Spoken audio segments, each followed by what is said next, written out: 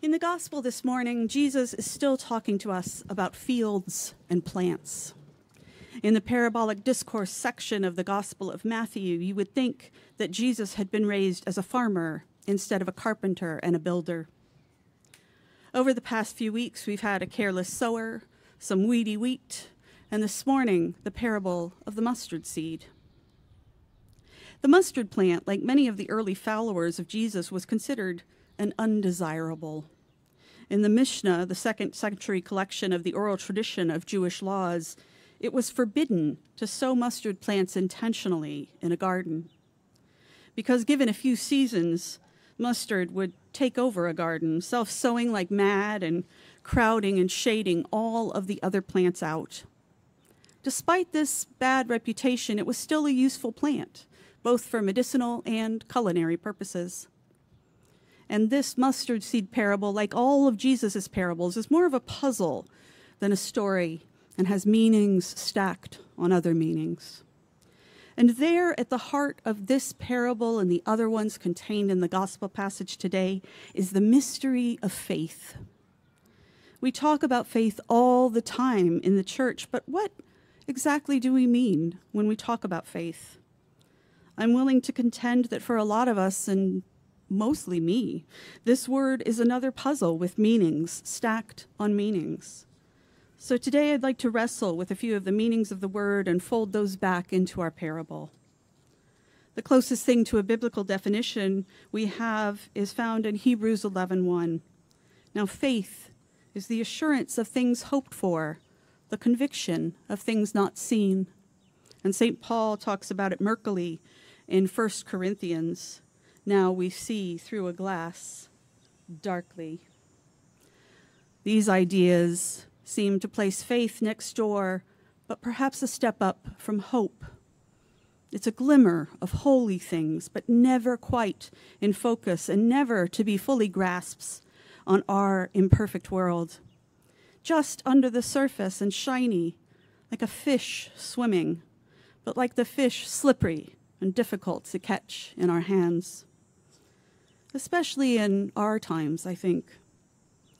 I'm not sure that we live in a great time for things like faith. I'm much more likely to turn to Google rather than prayer when I want an answer to something. We eschew mystery and embrace information over knowledge, and we rarely take time to hang out with wisdom because wisdom moves slowest of all. Faith, it seems something akin to childlike belief for some people.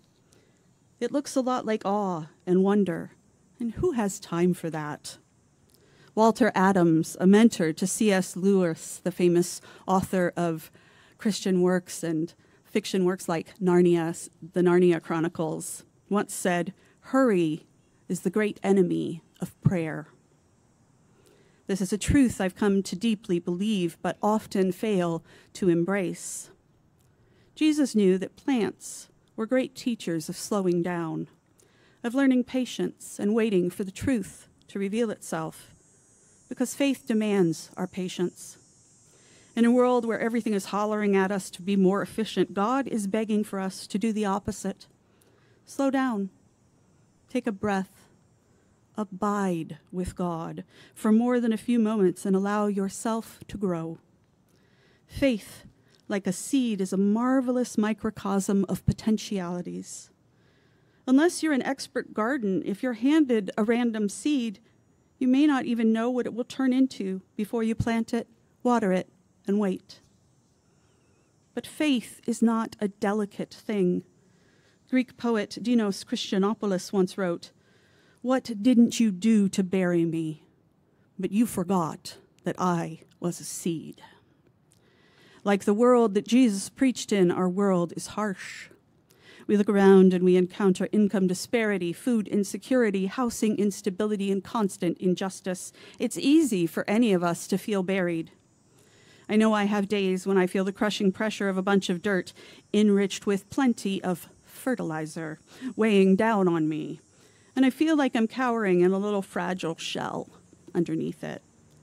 But in this parable, Jesus reassures us that we don't need an ocean of faith or a truckload or even a bucketful, just a grain, just a little bit. If we can bring a kernel of faith to the earth, God will meet us with the rest of what we need. In our little seed house, buried, we will feel the warmth of the sun, the cool of the rain, and feel God's ability to push through to the light again. 12th century nun, mystic, and doctor of the church, Hildegard von Bingen, called faith the mirror of the world, something we can hold up and look into and reflect back, changing the way we see things, shining a bit of light into that glass darkly, and hopefully changing our view of things.